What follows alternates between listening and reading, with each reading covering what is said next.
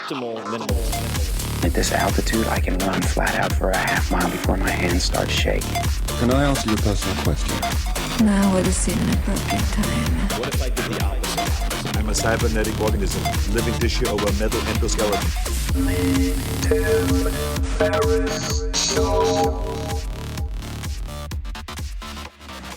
This episode is brought to you by AG1, the daily foundational nutritional supplement that supports whole body health. I do get asked a lot what I would take if I could only take one supplement. And the true answer is invariably AG1. It simply covers a ton of bases. I usually drink it in the mornings and frequently take their travel packs with me on the road. So what is AG1? AG1 is a science-driven formulation of vitamins, probiotics, and whole food sourced nutrients. In a single scoop, AG1 gives you support for the brain, gut, and immune system. So take ownership of your health and try AG1 today. You will get a free 1-year supply of vitamin D and 5 free AG1 travel packs with your first subscription purchase. So learn more, check it out. Go to drinkag1.com/Tim. That's drinkag1, the number 1, drinkag1.com/Tim. Last time, drinkag1.com/Tim. Check it out. Hello, boys and girls. This is Tim Ferriss, and welcome to another episode of The Tim Ferriss Show, where it is my job to interview, deconstruct, or showcase world-class performers of all different types and look specifically at tactics that you can use. Maybe those are favorite books. Maybe those are stories with really detailed specifics of their favorite failures and successes, the keys that got them to where they are, whether they are chess prodigies, incredibly good athletes, former generals in the military, that is, or business icons. And this episode, I'm really excited about. I'm using a new mic. That's how seriously I'm taking it. And I have literally 34 pages of notes on this episode in front of me. And the title, or one of the potential titles, is The 10 Commandments of Startup Success. And there's a lot related to business. There's a lot related to life. And it features one of my favorite people. So there are two real components here. The main guest is Reid Hoffman. He's sort of in the driver's seat here. And we're going to get to his bio in a second. There are really two parts. So there were 6 or 7 questions I really wanted to ask Reid, and I sent them to him, and he was able to answer those, which are related to what would you put on a billboard? What are your favorite or most recommended books? And many other things. The worst advice given in his various fields of expertise, and so on. The other part of it is drawn from a new podcast of his called Masters of Scale. And I don't listen to a ton of podcasts. There are a few, like Hardcore History, which you guys know. I listen to Joe Rogan. Masters of Scale is one that makes the cut. They're very bite-sized, and I actually recommended the Brian Chesky episode not long ago in my newsletter, 5 Bullet Friday, which you guys can sign up for free if you want, tim.blog/Friday. But it is so detailed and really gets into the messy reality of building startup businesses, going from 0 to hundreds of millions of users, for instance. So I highly, highly recommend it, and I loved it so much that I connected with Reid and his team, and I asked them to put together a bunch of really tactical highlights. Now, Reid has been on the show before. For those of you who don't know who he is, Reid Hoffman, and you can find him on all the socials at Reid Hoffman. So Twitter/Reid Hoffman, REID. Hoffman, LinkedIn, of course, and so on. He is often referred to as the Oracle of Silicon Valley. And this is by not just tech insiders, but the best in the game. And this is because his company building and investing track record is just otherworldly. It includes, as investments, very early Facebook, Airbnb, Zynga, Flickr, and many, many, many, many, many, many more.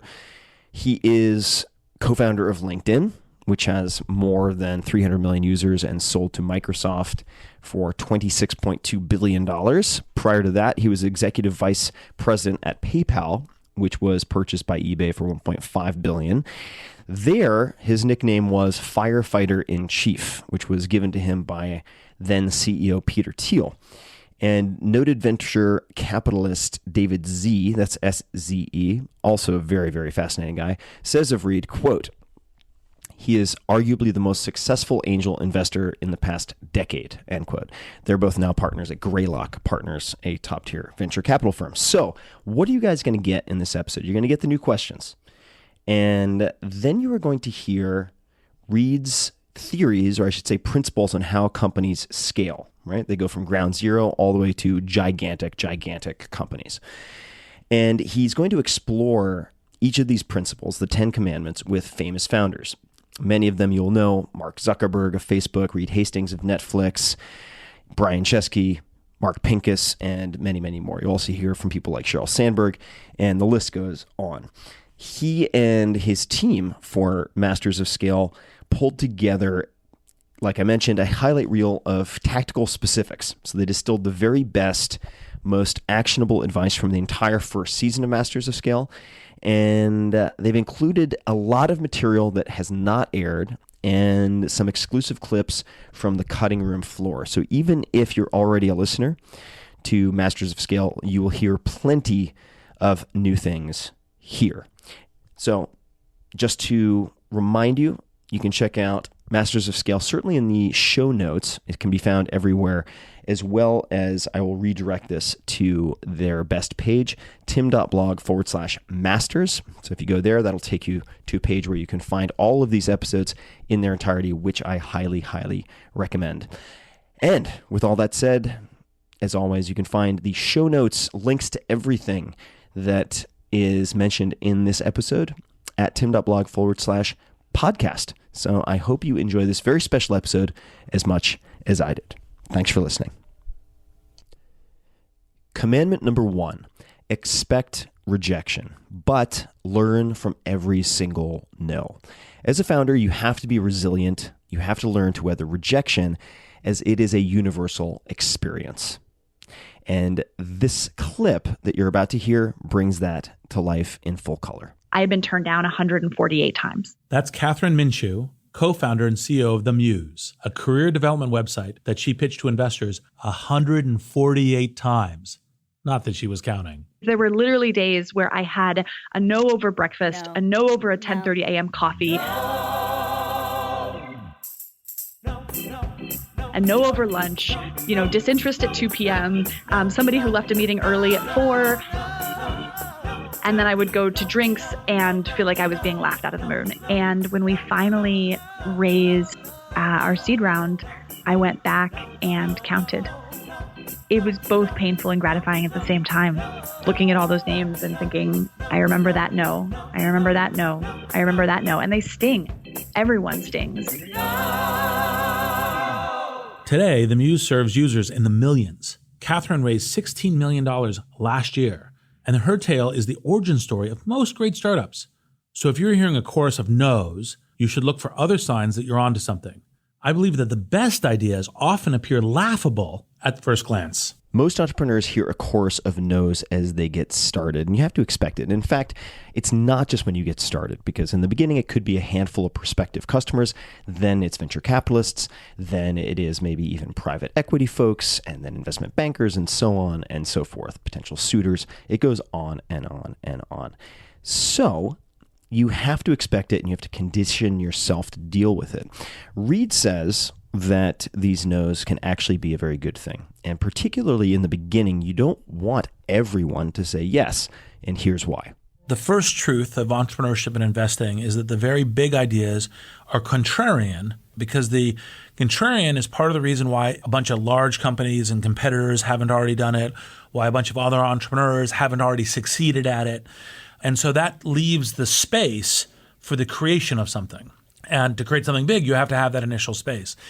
For example, in the early stages of Google, it was search is a terrible way of making money in advertising, because advertising is time on site. And what does search do? It shuffles you off the site as fast as you can go. Right? That's not a good business model. So like an Airbnb, it's like, oh, someone's going to rent a couch or a room from someone else? What? Who are the freaks on both sides of that transaction?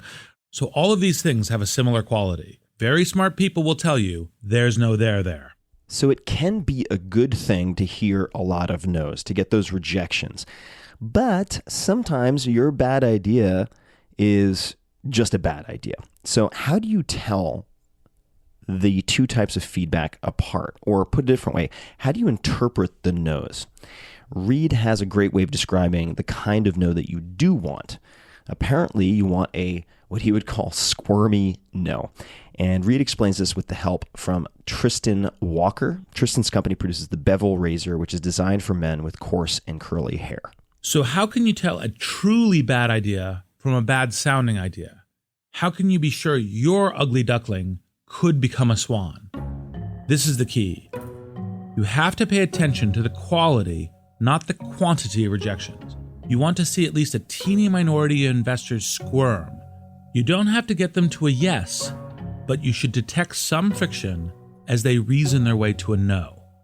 Tristan has a keen ear for this quality in his conversations. He can pinpoint, down to the PowerPoint slide number, the moment his audience stops paying attention. I had a slide in there, I think it was like slide 14, where I talked about Proactive, the acne system, as like a kind of a good analogy to what we're trying to do. You know, it's the difference between kind of Gillette and Bevel as like Neutrogena and Proactive. It's a system, it solves a very important issue. And this VC looked at me, and I'll never forget this, said, Tristan, I'm not sure issues related to razor bump shaving irritation are as profound and big an issue for people as acne. At which point I said, I kind of understand what you're saying, but all you had to do was get on the phone with 10 black men and 8 of them would have said, this is a permanent thing I have to deal with. All you had to do is get on the phone with 10 white men and 4 of them would have said the same thing. Could have done it for women too, and you would have got the same ratios.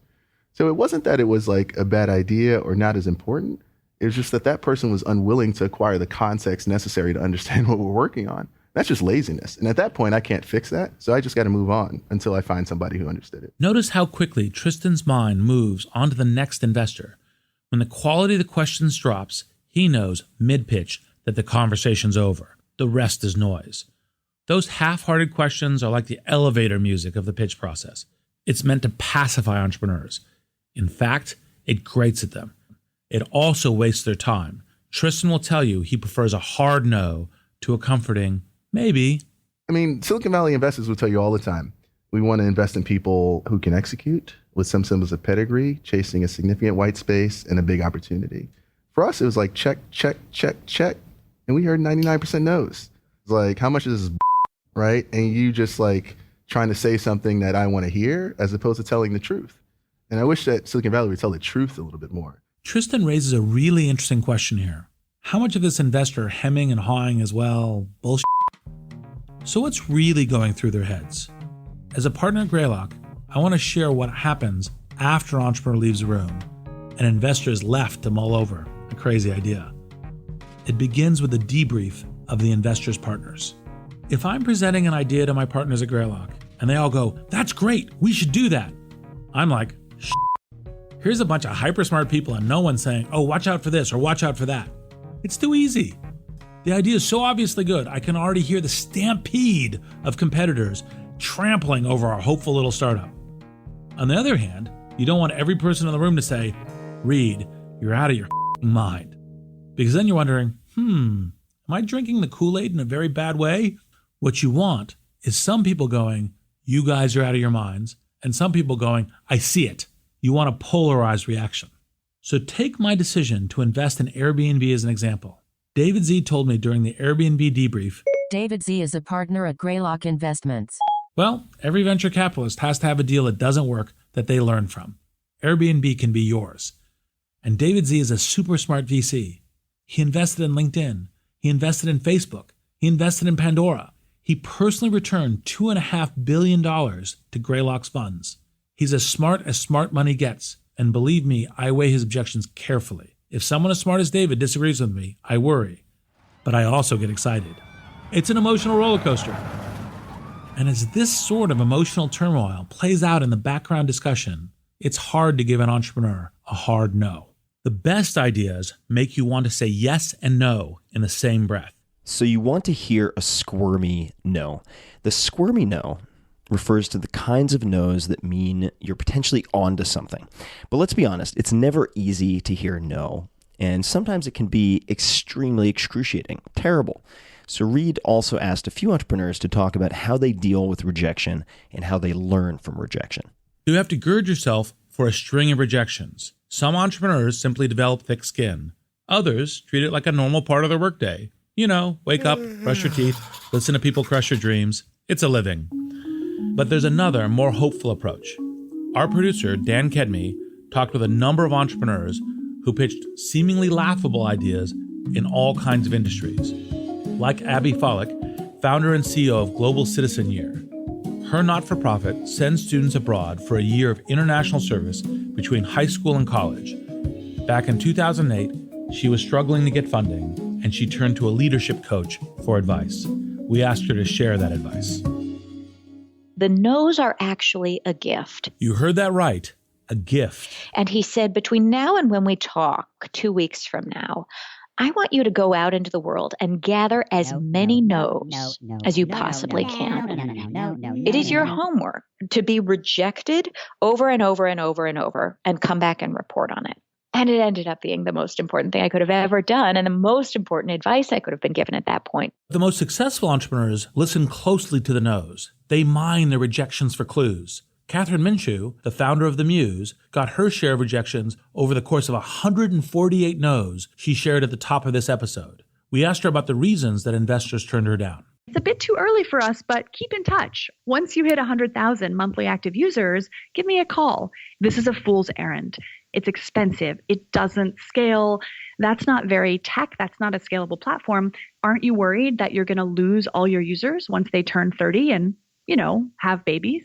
Or, I get that women in New York and San Francisco love this product, but I think you're going to really have a hard time finding women who care about their careers once you go outside of, the coasts. And I just remember looking at these people and thinking, do you know a lot of women? Catherine is right to ask this question. She knows more about women than most investors, and she also knows more about her business. Entrepreneurs have to learn how to hold on to what they know through the arduous pitch process. Commandment number 2. Hire like your life depends on it, because it does. Hiring the right people can make or break a company. And this is a theme that comes up again and again with successful founders. Airbnb's Brian Chesky personally interviewed the company's first 500 employees, for instance.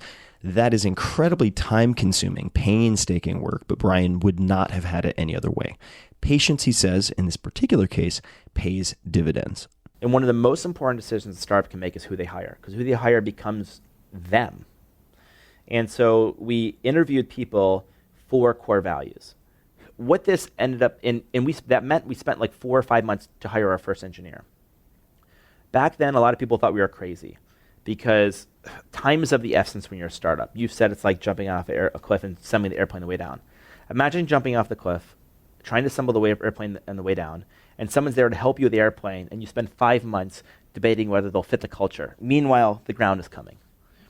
That takes like real patience and some courage. The reason we did that, though, was because we thought in the high-cost event we are successful. Do I want to work with 100 more people like this? Because if I hire someone, they're going to interview the new people. And so we thought of hiring as this mechanism where do I want to, if I could hire anyone in the world, would I hire the person sitting across from me? And do I want 10 or 100 more people like them? But if you launch a truly successful company, eventually the hiring process has to scale. Eric Schmidt had a lot to say about hiring quickly, but not hastily. It's one thing to do something quickly, quite another to do something in a rush. When he was CEO of Google, the company quadrupled in size each year while maintaining super high standards, which are famous even within Silicon Valley. He told Reid how he did it. So the company was getting very large very quickly. And I had suggested to Larry and Sergey that there was a problem with what I called glue people. And glue people are very nice people who sit between functions and help either side, but don't themselves add a lot of value. And I thought, these are nice people, but we don't really need them. We can have these groups talking directly. And Larry looked at me and says, we could solve this problem if you would just review all the hiring. And I said, Larry, we can't look at all the hiring. He said, sure we can. So the company, of course, invented a number of hiring algorithms which are used throughout the industry today. Many of them include pretty aggressive hiring interviews from peers, asking people to do work, and so forth. Ultimately, the judgment has a lot to do with whether the person is interesting or not. And so we would, for example, take a position that we want to hire rocket scientists because rocket scientists are inherently interesting. And in sales, we love to hire Olympians or Super Bowl winners and football players because the discipline that they had in their lives as young people, men and women, to get to that point indicated that an extra set of discipline. I want to acknowledge that most companies don't have the option of hiring rocket scientists, Olympic athletes, and Super Bowl winners. But Eric does have more pragmatic advice for companies that can't set the bar at Himalayan heights. So today I would suggest that, and this has since been confirmed by many studies, that persistence is the single biggest predictor of future success. And so we would look for persistence. And the second thing was curiosity. What do you care about? The combination of persistence and curiosity is a very good predictor of employee success in a knowledge economy. So persistence plus curiosity is one formula for hiring success. Mark Zuckerberg, the CEO of Facebook, has another approach. Here's what he told Reid. So the single most important thing is to get the best people you can around you. And when I look at my friends who are running other good companies, the single biggest difference that I see in whether the companies end up becoming really great and reaching their potential or just pretty good is whether they're comfortable and really self-confident enough to have people who are stronger than them around them. And I've adopted this hiring rule, which is that you should never hire someone to work for you unless you would work for them in an alternate universe, which doesn't mean that you should give them your job, but just if the tables were turned and you were looking for a job, would you be comfortable working for this person? And I basically think that if the answer to that is no, then you're doing something expedient by hiring them, but you're not doing as well as you can on that. You know, there are all these things that Cheryl, for example, is just much stronger than me at, and that makes me better and makes Facebook better. I am not afraid or threatened by that. I value that. And that's what makes Facebook good. Of course, here Mark is talking about Sheryl Sandberg, COO of Facebook, and she has her own take on this rule. You know, and the lesson everyone talks about, but I really mean is you really do want to hire people who are better than you are and who are different than you are. So this is where we talk about diversity, right? I don't just mean racial, national, age, gender. All of that diversity is super important. I mean, in addition to that, cognitive diversity, which you get from all those backgrounds, but also just personality diversity. You know, if you are a white male who likes to code and sci-fi movies, you probably don't want your whole team to be that.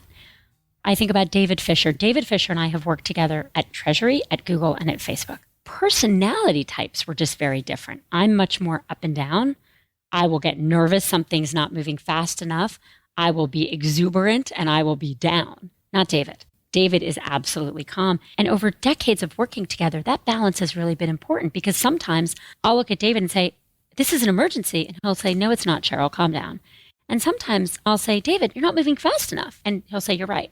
I think Mark and I have that too. We are very different, right? We are separated by, obviously, gender, 15 years. He's my boss. He's 15 years younger. Completely different personalities, completely different working styles. And I think that served Facebook well. Commandment number 3.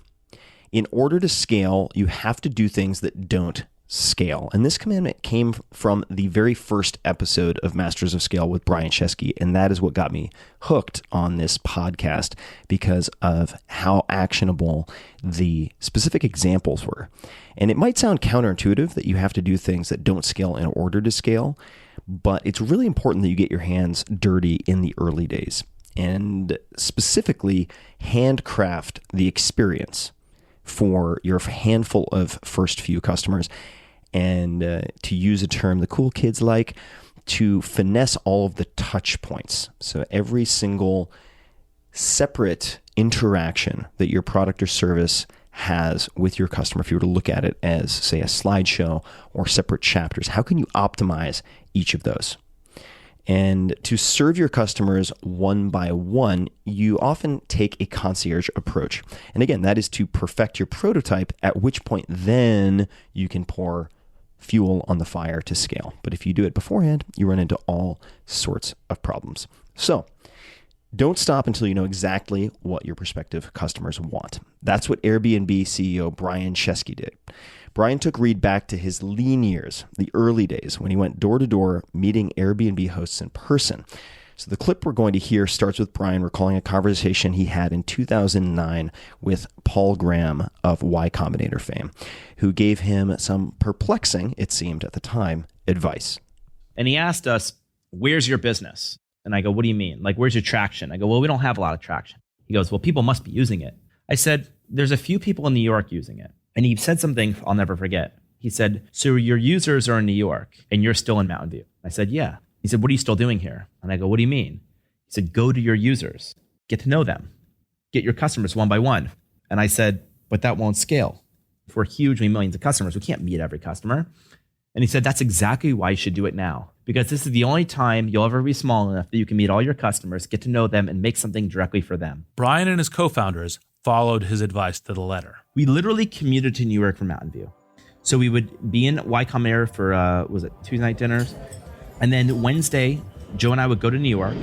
We literally would knock on the doors of all of our hosts. And we had their addresses. And we say, knock, knock, hello, hey, this is Brian, Joe, we're founders. We just want to meet you. It's a little creepy just to knock on the door unannounced. We needed excuses to get in their home. So they came up with an offer that the host couldn't refuse. We'd send a professional photographer to your home and photograph your home. Of course, we didn't have any money and we couldn't employ photographers. So Joe and I, we'd show up at their door and they're like, wow, this company's pretty small. These home visits became Airbnb's secret weapon. It's how they learned what people loved. It's really hard to get even 10 people to love anything, but it's not hard if you spend a ton of time with them. So if I want to make something amazing, I just spend time with you. And I'm like, well, what if I did this? What if I did this? What if I did this? From those questions, a handcrafted experience is born.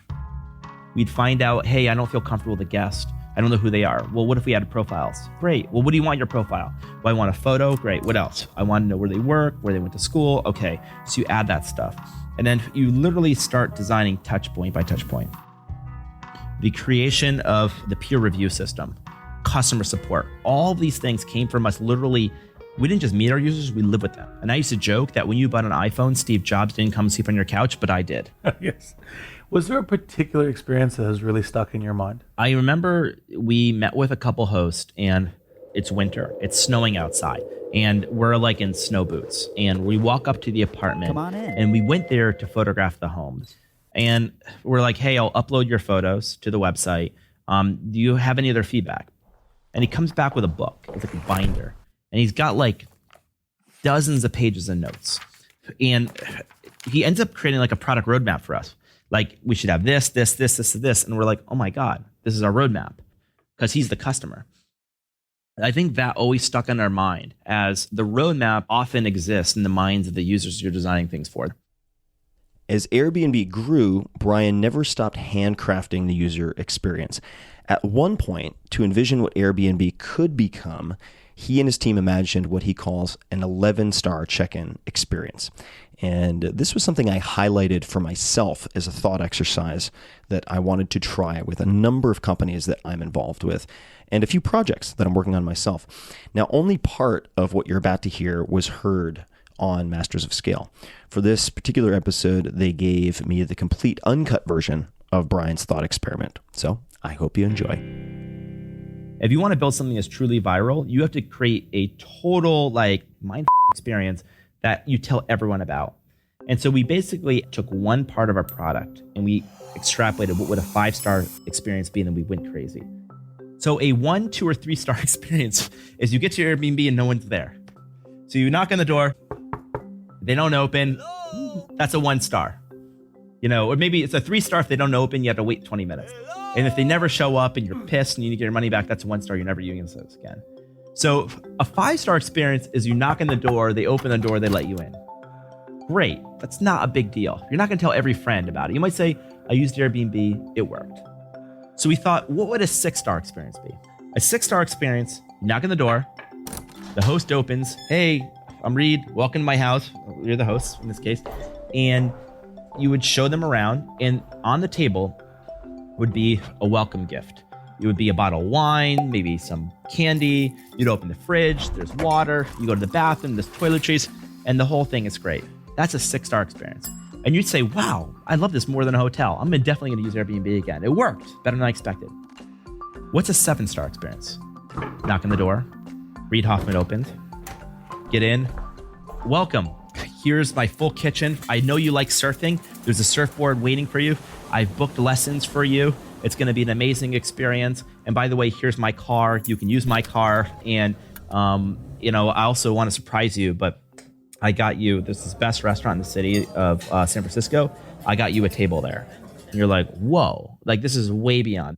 So what would an 8-star check-in be? An 8-star check-in, I would land at the airport. I would show up and there would be a limousine waiting for me. The limousine would be like, know all my preferences, and it would take me to the house, and it would be like a total surprise. So what would a 9-star check-in be? A 9-star check-in, I would show up to the airport, and there'd be a parade in my honor. And I would probably have an elephant, waiting for me as a traditional Indian ceremony. I would ride on the elephant, and there'd be this parade taking me to the house. So what would a 10-star check-in be? A 10-star check-in would be the Beatles check-in in 1964. I'd get off the plane, and there'd be 5,000 high school kids cheering my name with cars welcoming me to the country. I'd get to the front yard of your house, and there'd be a press conference for me, and I would be just a mind experience. So what would an 11-star experience be? I would show up at the airport, and you'd be there with Elon Musk, and you're saying you're going to space. The point of the process is that maybe 9, 10, 11 are not feasible, but if you go through the crazy exercise of keep going, there's some sweet spot between they showed up and they opened the door and I went to space. That's a sweet spot.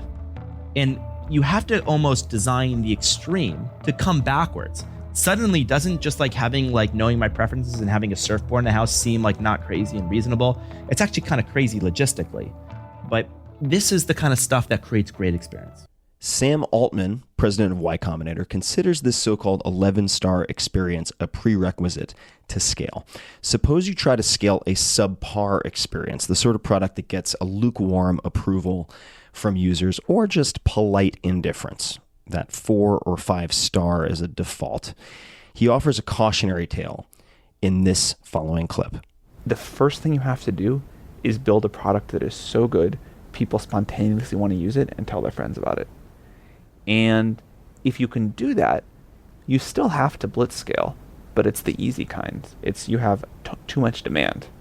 The hard kind of blitz scaling is where you try to start scaling up before the product is really great, and then most of your effort in scaling is to generate demand. So I think the number one most important insight about how to blitz scale is that the good kind of blitz scaling is when you are not having to generate demand as you go, but that you first got the product right. And in many of these cases, Stripe, Dropbox, Airbnb, they took a long time to get the product right, but they were obsessed with that. And then when they did, all their effort is, okay, we have so much demand that without much more effort, we know this is going to keep growing 20, 30% a month for years. That's a real problem. It's a high-class problem, but it's still a real problem. How do we build that? So that is the kind of scaling that works and that has generated Facebook, Google, a lot of, it's the same playbook. Yeah. I think the kind of blitz scaling that we have seen go badly is we have a mediocre product, we have raised hundreds of millions of dollars, and our VC is beating down our throats to hire more salespeople to grow faster. Any particular examples? I don't want to name names. There's so many to pick from. Thankfully, most of them are not YC. One thing that is pretty good, and again, a few exceptions to this, we try to beat that idea out of people during YC. And thus, most of the mistakes in Silicon Valley of that sort in the last decade have not been ours. Commandment number 4, raise more money than you think you need, potentially a lot more. Now, this is a somewhat controversial point, and some venture capitalists, VCs, argue the exact opposite, that you should try to be as lean as possible. I think, in fact, the top performing venture capitalists, of which Reid would certainly be one, even if they voice seemingly conflicting opinions, would agree that it's largely a matter of what you have done before you raise the money, much to Sam Altman's point, which is a critical condition.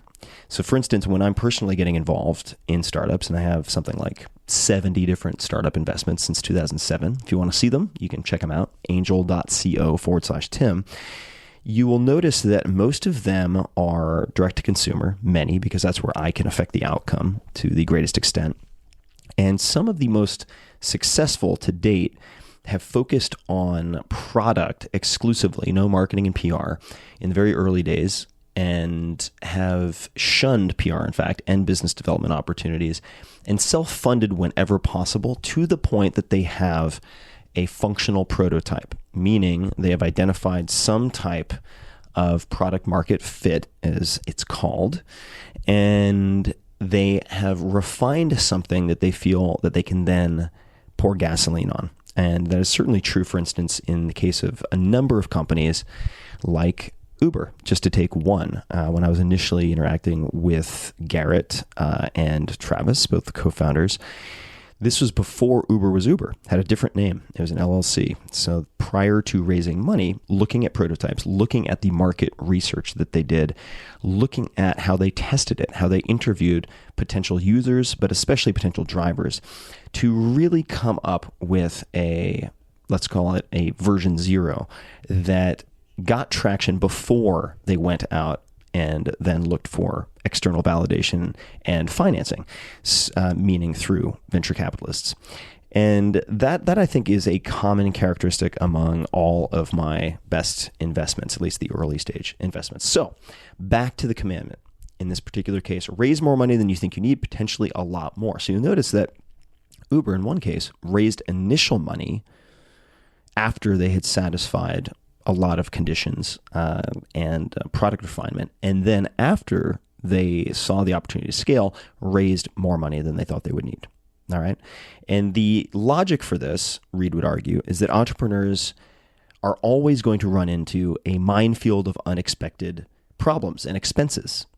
He explains this particular point with a story, one that involves Mariam Nafisi, CEO of Minted, and then the CEO of Eve.com. Silicon Valley's on fire. Nothing bad can happen. My friend, Mariam Nafisi, is CEO of a startup called Eve, and she had to have the domain name Eve.com. Only problem? She has to convince the owner to sell it to her, and she was facing a negotiation that I do not envy. Hello, who is this? It is a 5-year-old girl, Eve Rogers. This is Eve. Who gets on the phone. So I think, what on earth am I going to say to this 5-year-old? So I said, hello. Hi. Could I buy your domain name? And she was just saying to me, what? I don't really understand. What? And I'm sure Eve's mom on the other line was laughing her head off. I mean, this is a great joke to play on this, like, silly entrepreneur from California. He's calling over. I'm just going to watch her be tortured by my 5-year-old for a while. Mariam turns this risky negotiation over to her lead investor, the legendary startup whisperer, Bill Gross. So he gets on the phone with her mom and he negotiated the purchase. And it was, equity in the company, a board seat for her daughter, an observer board seat, trips to Idea Lab to see Bill several times a year. You had a 5-year-old observer on your board? Yes. She didn't actually show up for the board meetings, but she did occasionally come by and visit. Disneyland, software, educational software. I mean, there was a very large package that was negotiated. If you were going to call your younger self, how would you have handled this negotiation differently? I would probably throw in the Disneyland almost immediately. Because now I know what a 5-year-old girl wants. I have a daughter, and I would have said, how many times a year do you want to go to Disneyland? Once a year, twice a year? Maybe about 100 times a year. Yes, exactly. $50,000 plus Disneyland trips may seem like crazy expenses. But in my experience, every successful founder has a story like that. Reid is totally right in this case, and in many cases, of course. You need enough capital to cover unexpected expenses, as we've already covered, sure, but you also need to be prepared for unexpected opportunities, and you might need some type of resources to exploit those. We'll fast forward here to Mariam's new company, Minted, which she originally thought would be an online stationery store with cards from brand name companies. But she also had a side experiment where unknown artists could submit designs to an online competition. She told Reid what happened next. I opened the doors. There's not a sale for an entire month. Nobody wants the branded stationery products that we'd spent most of our $2.5 million launching. Because again, being conservative, I'd said, I know, I'll do an Eve.com. I'll put all these brands online, sign them up exclusively. We had exclusive distribution rights. Nobody wanted to buy them at all. Instead, the teeny weeny assortment that I had sourced through this one competition I'd run one transaction a week. Then the next week there were two. We had sourced 60 designs through a competition, and I'd saved a tiny bit of money to build what I really wanted to build. Out of the $2.5 million, I probably spent like $100,000 on what really became Minted. It was this like little side thing, and there was a programmer up in Oregon, and he and I were working at night on building the first competition. And that is the only place where we saw any sales movement. Miriam stumbled onto the power of crowdsourcing, the idea that ordinary people, when they come together in large numbers, can do work once reserved only for experts. Etsy is an example of this, Kickstarter as well. But at this point, in 2008, it wasn't understood very well. It was something Silicon Valley was just getting its head around. I realized that this crowdsourcing thing was way different, and I'd uncovered something that was more of like a massive social, cultural change going on in the US and maybe in the world versus just some small business idea. Because what was happening that I didn't realize was that who's considered a creative out there is actually changing a lot right now due to technology and exposure. And so people are emerging as creatives who haven't gone to school. They haven't gone to design school. They haven't gone to art school, and they're massively disrupting art and design right now.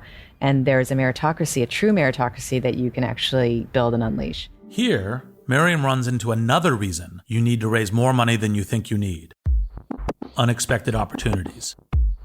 Miriam's plan to start a lifestyle business just didn't pan out. She didn't have enough funding to cover her plan B, or her plans B, as I like to say. Opportunities may arise later than you hoped, and you want the capital to carry you in new directions. So she reluctantly pitched her idea and secured another round of funding. And if that weren't risky enough, she's about to encounter one more familiar source of uncertainty: a stock market crash. And we raised our venture round 2 weeks before Lehman failed because this investor of mine had said to me, I feel something really bad's going to happen. You should go raise. So we just ran out August. Who's in town? Anybody? Is anyone in town in August? Yes. So we went and raised money and closed it literally right before Lehman failed. Down 1.7% here. Dow at the same time has fallen about 18%. The stock market is now getting hammered this morning. We're down between 3 and 4.5% generally across. Believe it or not, Miriam launched her wildly risky, experimental business idea into the heart of the worst economic crisis since the Great Depression, the collapse of the U.S. housing market in 2008. Suppose she'd waited until, say, September to raise that money. Lehman collapses, panic grips investors, and no one in their right mind gives cash to a bold little experiment in crowdsourcing. Like that, Minted closes for business, which is another reason you should always take the money whenever and wherever you can get it. You never know when it will dry up. Commandment number 5, release your products early enough that they might still embarrass you. Imperfect is perfect in this case. The 5th commandment is actually one of Reid's more famous recommendations. He believes that if you're not embarrassed by your first product release, you've released too late. And there are certain subtleties to this, of course. And I should note that this is just one example of how Reid thinks of speed. And I've become fascinated by how he prioritizes speed in all areas. And to that point, I would love to read something from a piece called 10,000 Hours with Reid Hoffman, written by Ben Casnocha. You can find him at Casnocha, CASNOCHA.com. And one of the core tenets, one of the lessons learned is speed. And so the words that are going to follow are Ben's. Quote, his first principle is speed. His most tweeted quote ever is, quote, if you aren't embarrassed by the first version of your product, you ship too late, end quote. His second most tweeted quote ever is, in founding a startup, you throw yourself off a cliff and build an airplane on the way down. Back to Ben. Practically, he employs several decision-making hacks to prioritize speed as a factor for which option is best and to speed up the process of making the decision itself. When faced with a set of options, he frequently will make a provisional decision instinctually based on the current information. Then he will note what additional information he would need to disprove his provisional decision and go get that. What many do instead at their own peril is encounter a situation in which they have limited information, punt on the decision until they gather more information, and endure an information gathering process that takes longer than expected. Meanwhile, the world changes. Just a quick note from me, this is very similar to how good military strategists think of making decisions. Back to Ben. If you move quickly, there will be mistakes born of haste. If you're a manager and care seriously about speed, you'll need to tell your people you're willing to accept the trade-offs. Reid did this with me. We agreed that I was going to make judgment calls on a range of issues on his behalf without checking with him. He told me. This is the part that I highlighted for myself in Evernote. Quote, in order to move fast, I expect you'll make some foot faults. I'm okay with an error rate of 10 to 20%, times when I would have made a different decision in a given situation if it means you can move fast. End quote. I'm going to reread that. And just for people who don't know, foot fault, I had to look it up, is an expression used in tennis, where if they serve and their foot goes over a line, that's a foot fault. That is an error, right? So again, here's the quote from Reid to Ben, who was his chief of staff and handling a lot. In order to move fast, I expect you'll make some foot faults. I'm okay with an error rate of 10 to 20%, times when I would have made a different decision in a given situation if it means you can move fast. And then Ben closes with, I felt empowered to make decisions with this ratio in mind, and it was incredibly liberating. And here's a condition that I want to emphasize, Tim, that Ben also brings up. Here we go. Big companies are different. Reid once reflected to me that the key for big companies like LinkedIn is not to pursue strategies where being fastest is critical. Big companies that adopt strategies that depend on pure speed battles will always lose. Instead, they need to devise strategies where their slowness can become a strength. Thank you, Ben. So back to Reid's commandment, so to speak. Release your products early enough that they might still embarrass you. This is the classic Silicon Valley approach of pushing imperfect things out, testing them, and improving them with user feedback. Iterate, iterate, iterate. We've all heard about this. Instead of waiting till you think you have something perfect. Now, I should note, as someone who writes books, as someone who has a podcast, and so on, that I don't think this is always interpreted very well. And people think it's an excuse to put out really haphazard products or services. And it works best for products or services that can be iterated and pushed out to the initial recipients very easily, like certain types of software or certain types of apps. In the case of a book, you don't have that option. You put out a book, unless it is a Kindle version, and people are going to go back and reread what they already read.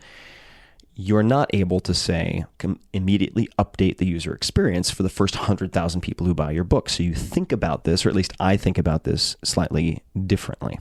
All right. If I were putting out a book chapter by chapter, on the other hand, perhaps I would use a slightly more fast and loose approach, which I certainly see implemented with dozens of the startups that I work with, like Shopify, whose offices I'm sitting in right now. All right. So who is the person who epitomizes this? Mark Zuckerberg of Facebook is probably the person who most embodies this commandment in many people's minds, and Reid talked to him about it. Here's some audio. My friend Mark Zuckerberg is the perfect person to talk to about this. He has no qualms about rushing out an imperfect product. In fact, his famous mantra is move fast and break things. And I'd argue that it's the foundation of Facebook's success. If Mark cares about anything, it's making sure his team moves with the swiftness of a teen hacker, releasing products that are anything but perfect so their audience can improve them. I think the strategy of Facebook is to learn as quickly as possible what our community wants us to do. And that requires a culture that encourages people to try things and test things and fail.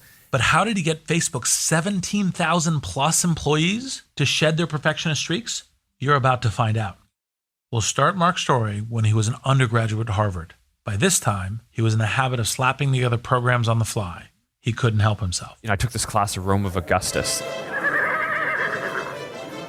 And the final exam was around, they were going to show some piece of art from the Augustan period in Rome, and you had to write an essay on the historical significance. And I was actually coding the first version of Facebook when I should have been studying for that. So a couple days before the exam, I was like, all right, I'm kind of screwed. This isn't something like math where you could just show up and figure out how to do the problem on the exam, right? It's like you actually need to know the context of this or else you can't write these essays. Wait a second. Rewind. This isn't something like math where you could just show up and figure out how to do the problem on the exam. Who does that? In any case, with the exam fast approaching, you might expect Mark to cut back on the coding. Instead, he doubled down on it. I built this service where basically anyone in the class could go to it, and it showed you a random piece of art, and you could type in whatever context you thought was important, and then after that, it would show you everything that everyone else in the class had put in. So it was a study tool, but it kind of crowdsourced exactly what people needed to know for each piece of art. And the professor ended up telling me after that the grades on the final were higher than they'd ever been before. And I ended up passing that class. Imagine for a moment what would have happened if Mark was a little less hacker and a little more perfectionist. What if he took his time to get the random piece of art program just so? It might have looked nicer, it might have had more features, but he would have missed the opportunity to put it in front of his classmates when they needed it, and more importantly, would have missed the learning about how they used it. But many of us, and I'm guessing most of Mark's Harvard classmates, have a tough time rushing things out. High-achieving people have a tendency to be perfectionists, and the same instincts that make us good students can make us lousy entrepreneurs. So you have to unlearn how to be a perfectionist. And you also have to unlearn the habit of listening to everything your users tell you, because that will drive you crazy and can destroy your business. Reid will also tell you, you have to be selective in the user feedback that you take into account and incorporate. Success has a funny way of sneaking up on the best entrepreneurs. They devote themselves to understanding and serving a teeny cohort of users. They don't always recognize that this intimate link is precisely what enables their product to evolve for the mass market. That's one reason I encourage entrepreneurs to release a product earlier than they'd like. Release, observe, react, over and over again. It isn't just about speed, and it certainly isn't about sloppiness, but rather a precise stance between Facebook's tiny team and its growing user base. The users normally take the lead, but not always. Sometimes Mark had to break the choreography and give the users a twirl. That's because you have to discern what users actually want. And Mark received an early education in the gap between what users say and what they do, particularly as he expanded the social network to new campuses.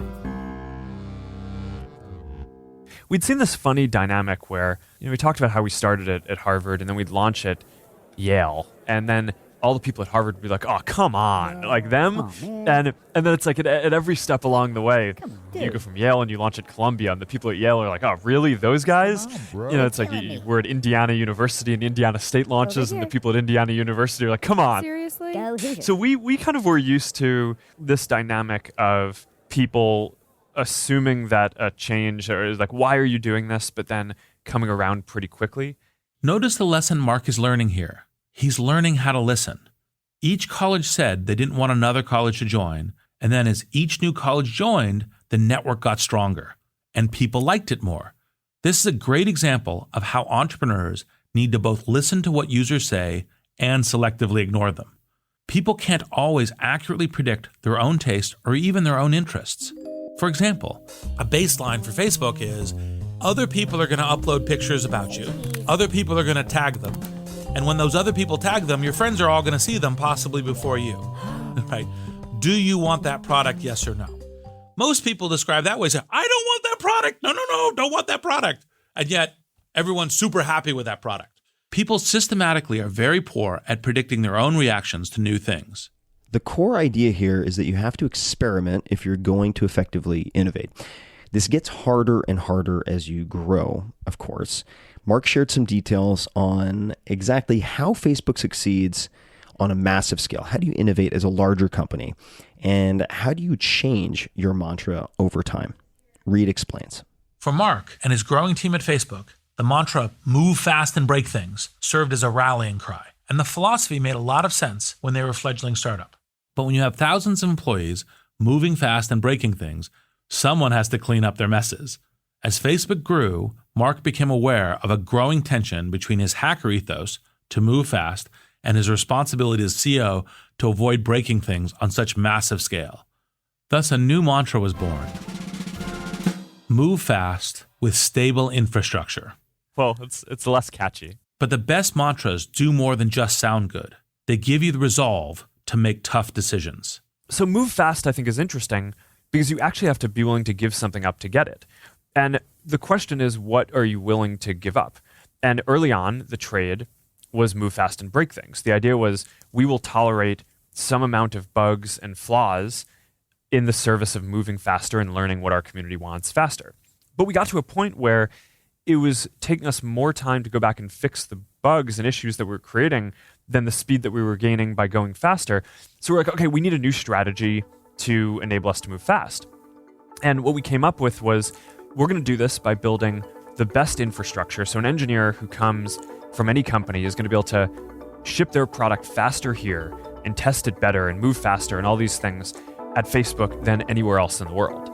So that's what we mean by move fast with stable infrastructure. But again, we don't get it for free. We invest a huge amount in building infrastructure. So I think these values always come down to, what are you willing to give up to get something? Because, they're not free. Nothing is.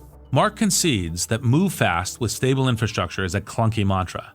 It doesn't have the snappy appeal of move fast and break things, but it adds guardrails to protect the company in its new phase.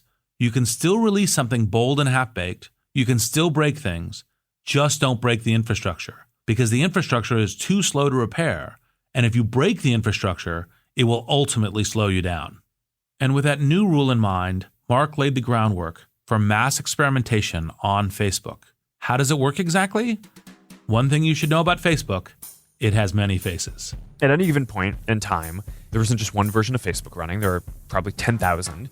Any engineer at the company can basically decide that they want to test something. There are some rules on sensitive things, but in general, an engineer can test something. And they can launch a version of Facebook, not to the whole community, but maybe to 10,000 people or 50,000 people, whatever is necessary to get a good test of an experience.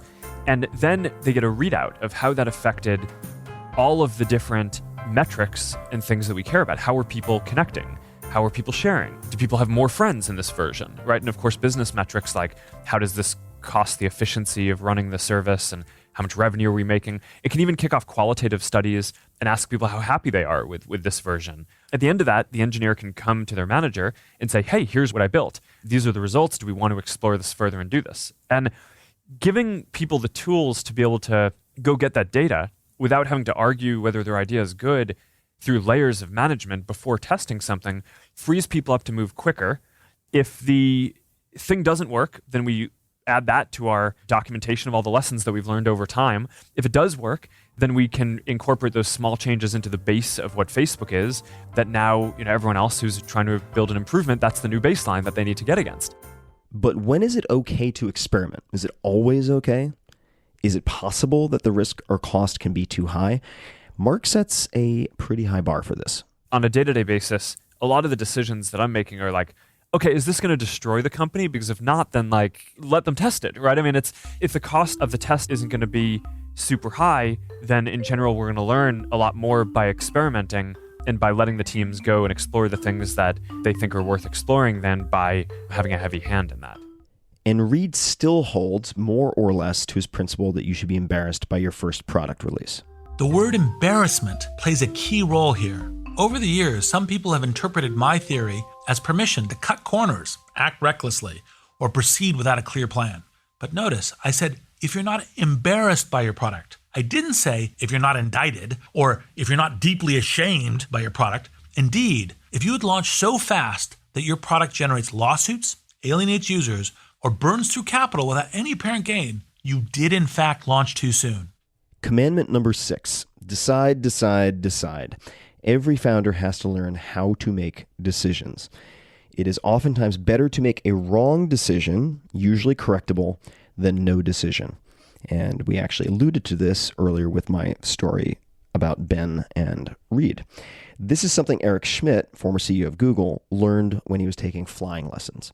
In aviation, they teach you to make rapid decisions, and they over and over again, decide, decide, decide. And it's better to make a decision and just accept the consequences. And that discipline helped me in the hard times when I was at Novell in a real hardcore turnaround. It's also served him well in the freewheeling, idea-generating climate he cultivated at Google. In fact, he might argue that it was the secret to their success and continues to be the secret to their continued success. You must have disciplined decision-making in order to survive, let alone thrive. The most important thing to do is to have quick decisions. And you'll make some mistakes, but you need decision-making. We ultimately adopted a model of a staff meeting on Monday, a business meeting on Wednesday, and a product meeting on Friday. And this was organized so that people could travel in the right ways. And the agenda was everybody knew which meeting the decisions were made at. And so as long as you could wait a week, you knew you would get a hearing on your deal. I cannot tell you how many people have told me that at Google, decisions are made today quickly in almost every case, even at our current scale. And that's a legacy of that decision. Most large corporations have too many lawyers, too many decision makers, unclear owners, and things congeal. They occur very slowly. But some of the greatest things happen very quickly. We made the decision to purchase YouTube in about 10 days, right? Incredibly historic decision because we were ready, people were focused, we had a board meeting, we wanted to get it done. We have a word for these kinds of evasive maneuvers here in Silicon Valley. We call it an OODA loop. That's a fighter pilot term. It stands for Observe, Orient, Decide, Act. The fighter pilot who has the fastest OODA loop wins. The other one dies. If you ever watch the movie Top Gun, you'll have a basic understanding of how an OODA loop works. Tom Cruise's character, Maverick, has a few bad guys on his tail. In a split second, he orients himself to the enemy's formation. Then he decides to perform a crazy aerial maneuver. He acts. And it confounds everyone. Score 1 for the free world. Now, I'm not suggesting that tech executives secretly want to blast each other out of the sky. What they do want is to perform slightly crazy, super fast maneuvers again and again. You'll often hear founders asking, what is the OODA loop of an organization or an individual? Because speed matters in combat and also in fast-moving industries. Commandment number 7, be prepared to both make and break plans. In a fast-growing organization, leaders have to be ready to pivot, even though pivot sometimes is used as a word that can be a cover-up for anything. And I think it was Mark Andreessen in my podcast episode with him who said when I was getting started, we didn't have a fancy word for it. We just called it a fuck-up. Nonetheless, you have new competitors, new threats, new opportunities on an ongoing basis, so you have to be adaptable. Nearly everything can be subject to change. So that much, I think, we can agree on. Reid talks about this concept with Facebook's Sheryl Sandberg. The path to scale always, unfortunately, includes some broken promises, as Sheryl would soon find out. Everything from interviews to office space changes as you grow, and even a small takeback can matter to a team. I'll give you another silly example that I don't think is silly. Birthdays. We celebrated everyone's birthday that day. Happy birthday. Happy birthday. Then it became that week. Happy birthday. Eventually, we had a huge sheet cake with quarterly birthdays. My team was 4,000 when I left, and everyone's names on it. Happy birthday! Now, it sounds like that wouldn't matter, but it did, because if you started out and we celebrated everyone's birthday, and we took that away, that was a problem. Now, I'm not saying be mean and don't celebrate birthdays. I'm saying figure out what your systems are going to look like later and do it now. Sandberg's ability to recognize when a once functional system has stopped serving the team's culture and productivity helps keep Facebook on track. Founders have to be able to cut their losses when programs or projects no longer make sense. And this very frequently happens, and I think this is something the founder of SoftBank might have mentioned at one point, but that company systems and processes often need to be replaced when companies triple in size or hit multiples of 10. So say if you go from 3 to 9 to 27, then at 100 people, at 1,000 people, and so on, systems need to be replaced or updated. And Zynga's founder, Mark Pincus, is excellent at stopping things when they're not working. By the time Mark launched Zynga, he was acutely aware of the dangers of stubbornly sticking to his ideas. He started to draw the distinction between his usually great instincts and his not always great ideas. I'll try anything and I'll kill anything and I'll kill it quickly. And I'm not going to let killing an idea kill a winning instinct.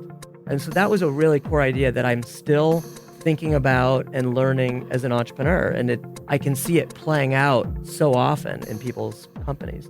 Mark separates specific ideas, which must be killed when they don't work, from underlying instincts. And this willingness to kill ideas is essential to making innovation work. So you have to be willing to pivot and you have to make firm decisions. But there's one more thing. There are many other things, of course, but one in particular, you have to keep your team together through all the twists and turns. Margaret Heffernan, former CEO of 5 tech companies, shared a story with Reid about a company that got this right. The most sensational example of this I've ever come across. I spent a lot of time hanging out with and writing about Ocean Spray, the cranberry company. And they're one of the biggest cooperatives in the United States. Extraordinary business. And at one point, Pepsi tried very hard to buy them. And of course, the company is owned by the cranberry farmers. So this was a really passionate debate. You could never have resolved it by who cared most, because everybody cared totally. Right?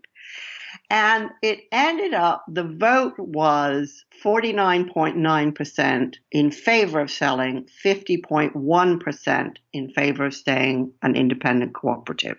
And what made the company what it is today, which is very successful global multi-billion-dollar business, is that after the vote, everybody got behind it. There was no question. That's the vote. That's the outcome. Now we all work together to make it successful.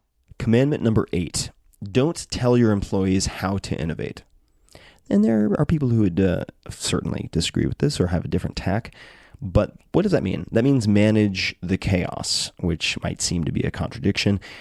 Many creative people find leading an innovative company actually means a lot less of producing your own great ideas and a lot more of shepherding your employees' great ideas to fruition.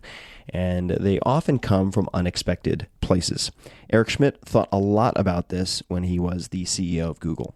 I think a fair statement is that the founders built the company in the image of what they saw at the Stanford Graduate School. So the offices, for example, if you had them, would have 4 people in them, which is the number of graduate students that are in an office. And of course, everyone's very crowded and it's very casual. And of course, there's free food and everybody's sort of hanging out all day. And that graduate student culture, that sense that somehow we're about to discover something new, permeated the decision making. So they were able to invent some new ideas. So the culture of food and benefits and being quirky came from the founders trying to recreate that feeling. Amid this creative ferment, his job was simple. He just had to give employees a slight nudge to deliver on their promising ideas. The first thing I did is I went to the staff meeting. And the staff meetings were long and they were like being in graduate school. What do you think of this? What do you think of that? But a real lack of business procedures and that kind of thing, which were easily remedied. When you're surrounded by bright young minds, you don't have to push too hard for interesting ideas. They tend to tumble out of conversations or shared challenges and take you in unpredictable directions. But not every manager is comfortable with this type of chaos. It requires a particular kind of leader who can embrace both humility, the uncomfortable notion that you don't have all of the best ideas yourself, and uncertainty, because you can't always schedule innovation on a predictable timeline. I'm going to come right out and say it. If you're a control freak, you're going to have a hard time with this.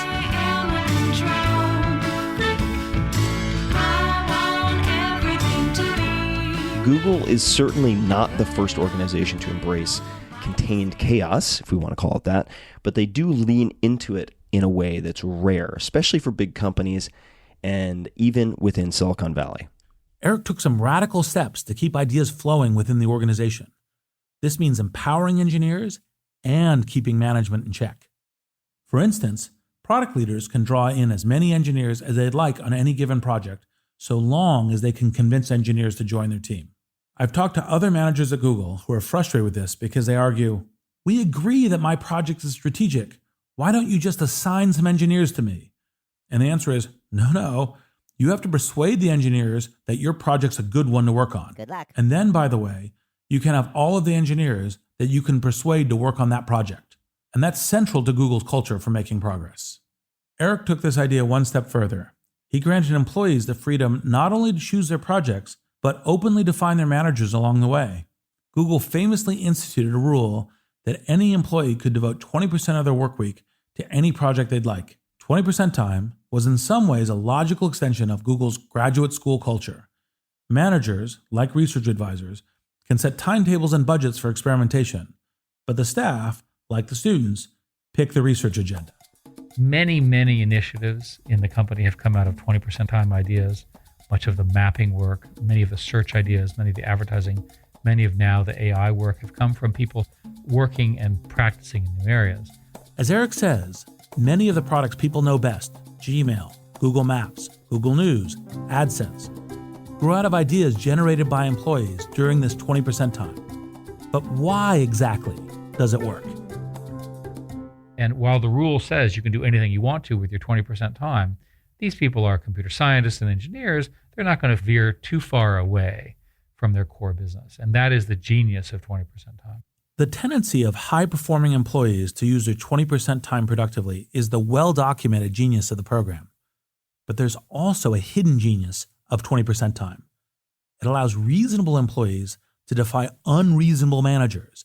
And this institutionalized defiance can help balance the power and keep high-performing employees engaged during challenging times. So the interesting thing about 20% time is, although it's reported as you get to spend one day doing whatever you want, what it really served as was a check and balance on the power of the engineering management over the subject.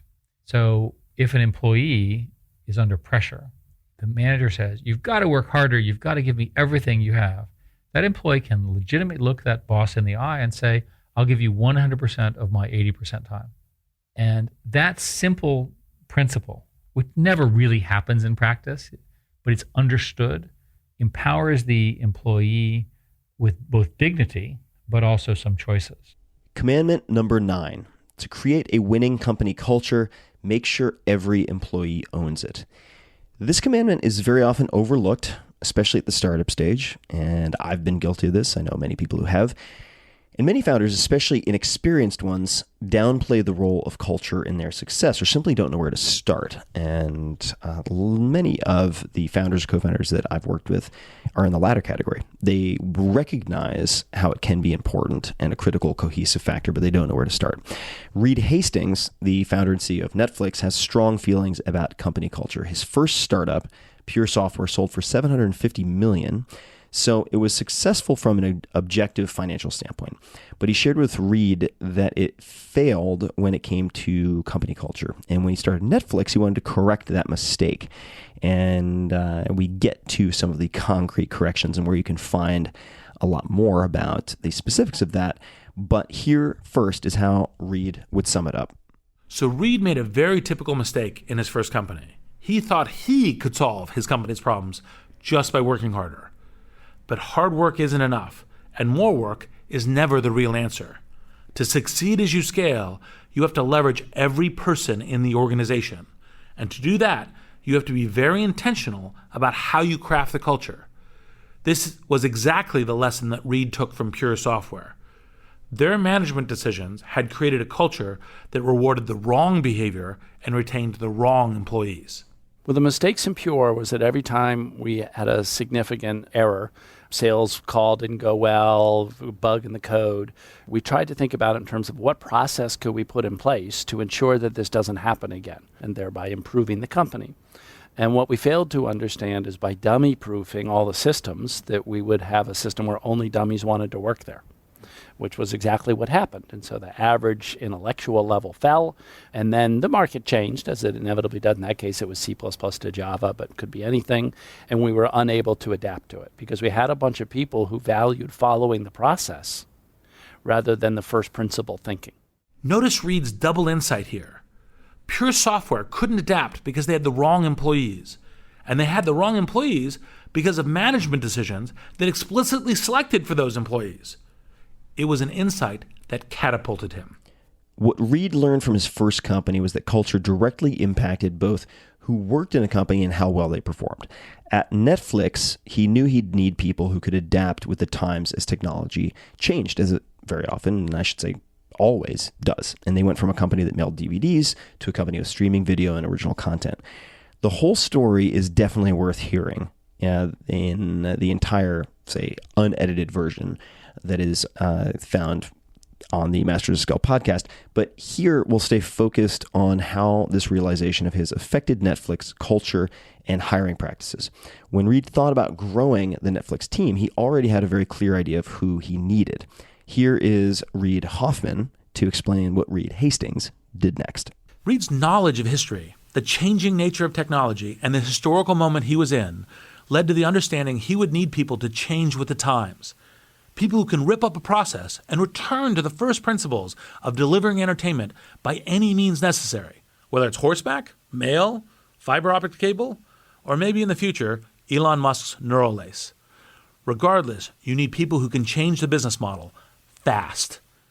So how did Reid identify those candidates? It started with a now legendary document at Netflix, a collection of more than 100 slides known as the Culture Deck. These slides define exactly what the Netflix culture stands for and who they're trying to hire and what they can expect. The Culture Deck started about 10 years ago. So first couple of years, we were just focused on survival. And then we got public in 2002, cash flow positive, and it was clear we were going to survive.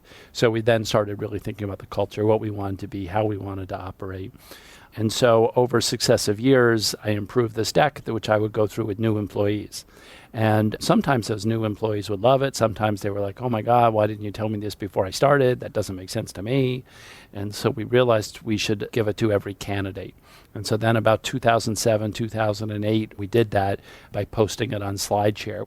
But again, it was really just to be able to send a link to the candidates, and it's not very pretty, it's not very highly designed, doesn't look like it's a external marketing piece, but that authenticity really people liked in the outside world. And now it's, over 10 million views on SlideShare and continue to be studied around the world. And what were the unexpected benefits of having published it? Well, let's see, the core benefit, which we did expect, was that candidates were very aware of the culture. The unexpected benefits was many people became candidates for us because they loved that, what we described in terms of freedom and responsibility, that might not have otherwise thought about us. Now, when you read Netflix's culture deck, which many people have, you'll see they have a very specific way of describing themselves as a sports team, not a family, which I love. And they use internal collaboration to drive external competitiveness. In team sports that really succeed, there often is a lot of warmth between the players. And so it's emphasizing those aspects and demonstrating that when people come in, everyone tries to help them. But ultimately, it is about performance, unlike a family, which is really about unconditional love. Even if your brother, does something awful and goes to jail, your love doesn't stop. Okay, and that's just a different, an important part of society, but that's not what we're about. What we're about is collectively changing the world in the areas of internet television, and that takes incredible performance at every level. We're also about really honest feedback all the time, so you can learn and be the best that you can be. Most CEOs would agree that a successful company culture is one that lets team members be the best they can be. And as you consider the best way to do that for your company and your team, you want to pay particular attention to how people compete. This is where a lot of company cultures go sideways. Margaret Heffernan, former CEO of 5 tech companies, says this. There is often a belief among very successful, very competitive people that the thing you want to do in a company is get everybody to compete with each other. That if it's everybody's racing against everybody, you'll have this kind of white heat of brilliance and creativity. And I think pretty much everything about that's wrong. And that's not to say that I'm not competitive. I'm deeply competitive with myself in the sense that I really want to do a better job today than I did yesterday. But I don't want you to fail. And I have seen more companies and organizations go wrong because of what I think of as negative competitiveness. I do want you to fail, or I want your department to fail, or I want your product to fail, because that will make me shine. I've seen more damage and destruction and waste from that mentality than probably from any other misunderstanding. And I think, we all grow up in education systems that are very individualistic, my grades, my college place. So there's always a tendency to think, I have to get ahead. But actually what makes people successful is each other. Is you coming to me with an idea and my thinking, well, that's interesting. What about this? Or I know somebody you should talk to. Or, go and look at this product. That might give you some ideas. That, if you can build an environment in which people really want to help each other, full of people who are generous, you will do infinitely better than creating some kind of Olympic sport within the company. And quite where this idea that if we all competed with each other, we'd all do better came from, I don't know. It's definitely not Darwin. But I see it especially, I have to say, among young men. And this belief that, it'll all, if everybody's competing, everybody will get faster. I think it's a catastrophe. And I see it bring down really tremendous companies that get so lost in the fight they forgot why they were there in the first place. I totally agree. And I actually think one of the key things that companies do at scale in order to try to set against this? Because there's always the kind of the how do I win is kind of an implicit culture, is to say that part of the dialogue in performance reviews and in culture and in compensation is how did you help other people? And in particular, how did you help other people outside of the specific team you're in? Right? And I think that's actually, I'm really glad I asked you that question, because I think that what you just said is super critical. Well, it's really interesting. I remember I was speaking at a conference and on this subject, and in the Q&A, someone said, well, how would you find people like that when you're interviewing them for jobs? And I said, well, I'd ask them who helped them in their career, because, if they can't remember anybody, that's a pretty bad sign. Yep. Anyway, the next person speaking at this conference was the chief technology officer from somewhere. And in his Q&A, somebody asked him, who helped you in the course of your career? And he couldn't think of anybody. And there was this sort of stunned, horrified silence. And the truth is that all of us, I'm sure this is true of you too, all of us got help from so many people. Yes. And you can't remember one of them? Yes, exactly. And of course, actually, singing the praises of people who've helped you is an absolutely joyous task, right? Yes. Commandment number 10, have grit and stick with your hero's journey. So the other commandments from Masters of Scale cover just about everything in first principles, basic concepts that you need to succeed as a startup founder.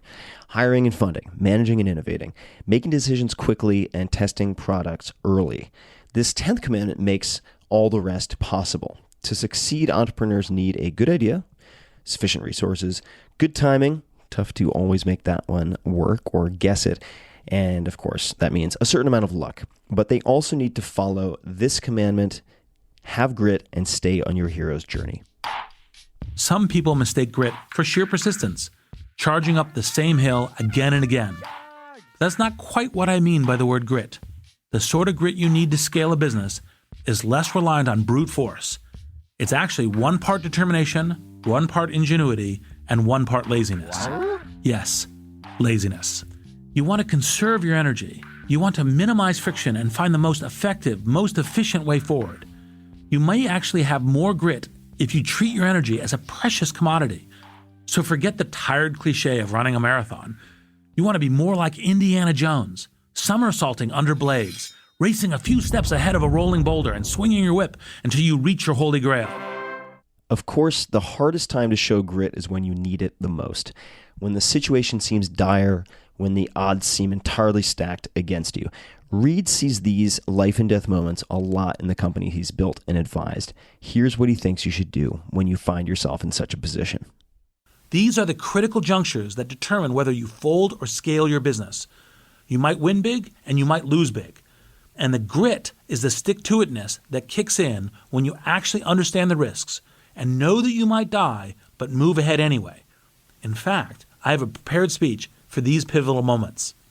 I probably have given this speech at some point on every single board that I've been on, which is the heroic possibility that the road in front of you is super fucking hard, that it is not a given that you're going to win it, but if you win it, you're going to be a hero. And so the question for you is, are you a hero? And most people, when they kind of hear that speech, they kind of go, yeah, right? Because that's what they want to be. That's why they're doing this. They want to be a hero. So you're giving them the frame to do it, and you might lose, right? You might be dead on the battlefield. This is why it's a hero's journey. This is why you will be heroes if you do this. And by the way, the people who don't resonate with that, you want them off the boat. Bonus commandment number 11, pay it forward. What does that mean? Well, the other commandments from Masters of Scale cover just about everything you need to succeed as a startup founder. The final commandment kicks in after you succeed or reach some type of certainty that you'll survive, or just have a little bit extra cash on hand in some cases. Because Reid will tell you the long-term success of any person anywhere in the world depends on the ecosystem around the company or the person. To create an ecosystem like Silicon Valley, and many places have tried, where startups thrive and scale-ups are possible, successful entrepreneurs have to follow this commandment and pay it forward. That means they invest in the other companies around them, the little guys. In this next clip, Linda Rotenberg explains how she sees this. She's the CEO of Endeavor, and her passion is supporting entrepreneurs around the world. And Linda is awesome. I haven't seen her in years. Hi, Linda. She says the willingness of successful entrepreneurs to pay it forward is the determining factor in whether a startup scene, ecosystem, or city thrives or not. Many cultures have one or two or three successful business people that create companies. But if they don't pay it forward, and if they don't reinvest in the ecosystem, becoming mentors, becoming angel investors, inspiring their employees to start companies, then it stops, right? And so what Endeavor tries to do is create that ecosystem foundation where the successful entrepreneurs go on and pay it forward, and then that's when you see a multiplier effect. Linda has a great story about this. It was really in 2000 when I got called into a room by Pedro Aspe, the former finance minister of Mexico, who was then leading the largest private equity firm. And he had gathered a group of about 12 individuals. And before I walked in the room, someone said to me, "Linda, do you know what percentage of Mexico's GDP is in this room?" And I said, "No, and I don't think I want to." So I was asked by, it was Lorenzo Zambrano of Cemex, Carlos Slim of, all the telecom, Emilio Escarga of the media, et cetera. And one of the people in the room said, "Well, why are all these entrepreneurs coming out of Chile and Argentina and Brazil and even Uruguay? Like, what's wrong with Mexico?" So in my, politically astute way, Chica Loca says to this group of men, "Well, here in Mexico, you're the big fish. And think of entrepreneurs as the little fish. And here, the big fish tend to eat the little fish. So if you want something like Endeavor, think of us like an aquarium where you learn to feed the little fish." And the fact that they actually didn't, again, throw me out of the room. My life is about not being thrown out of rooms, I guess. And they all signed up. And in fact, a decade later, Emilio Escarga's, one of his magazines, had a survey on entrepreneurship in the country. And the headline was "Big Fish Feeding the Little Fish." If you follow these commandments, you'll be well on your way to startup success, life success, as well as your own hero's journey. And this episode isn't quite over, though, because I promised I would have some new questions that were burning in my head for Reid that I wanted to get to him. And so let us just jump right into that. If you could have one gigantic billboard anywhere with anything on it, so metaphorically speaking, getting a message out to millions or billions of people, what would it say? Could be a few words or a paragraph. One of the quotes that I most love is this simple, almost haiku. "If I am only for myself, what am I? If I am not for myself, who will be for me? If not now, then when?" What is the book or books that you've given most as a gift? Obviously, I give out my own books, fairly often. The Startup View, The Alliance. Recently, I've been giving out another book, a friend of mine, Joshua Cooper Ramos, The Seventh Sense. What fiction books have you reread or recommended the most? Obviously, this is one of the places where my inner nerd, my geek shows. The books that I've most often read are Tolkien's The Lord of the Rings, because it's so important to show this journey of these hobbits, these little people, in a hero's journey about how you can change the world within a context where Tolkien is fairly sophisticated around the questions of the corruption of power, the intersection of races, and the needs for us all to work together. Is there a book that has most impacted your life? Well, I'm enough of a reader that many books have impacted my life. I would say most recently, Sapiens has had me thinking a lot about what the evolution of humanity and what our future looks like. What have you changed your mind about in the last few years, and why? I'd give two answers here. The first is a personal one, which is previously I'd always avoided politics because it seemed like a zero-sum game, and I care about building things. I care about these Archimedean levers by which you move the world. And yet I realized that if I don't myself engage in politics and take a more active responsibility, that I'm shirking my duties as a citizen. And so that's a personal change. Scientifically, I've actually come around to the view that artificial intelligence is going to have a huge impact in our lives. I was an artificial intelligence undergraduate and major, and more or less thought it was going to be some interesting toys and not going to create something massive. And yet, as the 5 years goes by, as 10 years goes by, as 20 years goes by, I think we're going to see massive transformation in many industries and many parts of life that come from it. I'm not yet at a view that we are on a short path to artificial general intelligence machines, but the impact that the old techniques now applied is going to have in our life is going to be ferocious. And that's something I rediscovered in the last few years. What purchase of $100 or less has most positively impacted your life in, say, the last 6 months or from recent memory? This is going to sound a little strange, but my trainer started recommending that I add moringa leaf powder to my tea. And that's actually added a rich antioxidant, anti-inflammatory, and a little bit more substance, such that drinking tea now feels a little bit like a snack and is super healthy. What advice would you give to a college senior about to enter the so-called real world? Well, for the college senior, this is one of the key audiences to which I wrote my book, The Startup Review. And the answer is to think about yourself as an entrepreneur, not necessarily starting a business, but beginning a path that isn't a career path, but actually, in fact, a set of entrepreneurial experiences by which you're strategically defining your forward life. That means looking for opportunities that change your trajectory along the variables that matter to you, whether they're economic or mission or people you're working with. What advice would you give to a smart, aggressive 30-year-old, assuming that in both cases they're similar to how you were at that age? For the 30-year-old, it's again much like the Startup Review, but I think it begins to say, okay, here are the assets that I have. How do I really leverage them? How do I amplify them? As opposed to that first steps in the journey, thinking about, okay, I've done this. What are the things that lead me from here? Now, not surprisingly, in both answers, because I approach my life in a very strategic way, these are ways that I was behaving both as a college senior and as a 30-year-old. How has a failure or apparent failure set you up for later success? Do you have a favorite failure of yours? Well, one of the things that I like about the entrepreneurial life is that we fail all the time. Like literally, I have got just dozens of failures and failing fast in order to try to succeed. And perhaps in this context, the best one is my very first startup, SocialNet. I literally made most of the classic mistakes in the first year. And all of the advice that I give entrepreneurs, for example, if you're not embarrassed by your first product release, you've released too late, all of that comes from lessons that I have personally learned. And so that favorite failure, my first company, SocialNet, was literally one of those experiences where when you say, oh, it's a learning experience, it really does mean lots of scars and lots of blood on the floor. What is the worst advice you hear commonly dispensed or repeated in your field? So that could be startups, VC, investing of other types, or whatever you choose.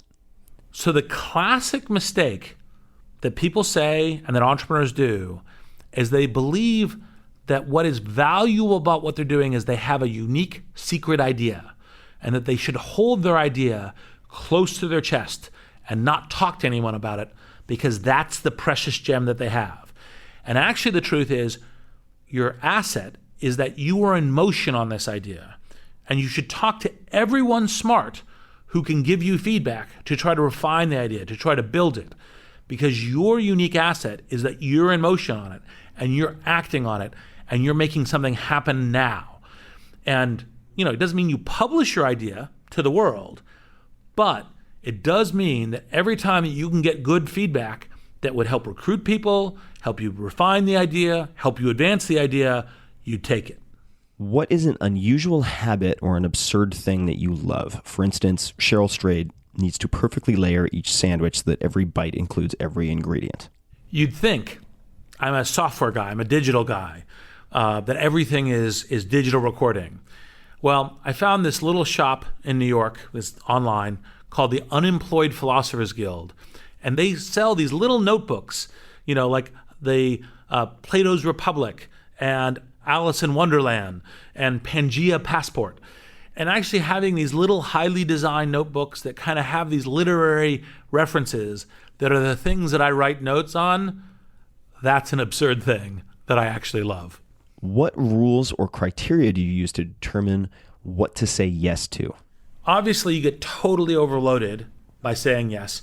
And I frequently, sadly, refer to myself as a kid in the candy store, and I end up saying yes to too many things. And that creates a challenge. It's like, oh, I'll have that one too, and yes, that too. And that's, challenging. So when trying to apply intelligence and discipline to it, I look at a couple of different things. So first, is it something that's big and important in the world, something that I am uniquely well suited for? Second is it referred to me by someone that I deeply trust, someone who knows me, knows the problem, or knows the opportunity and thinks that it should happen?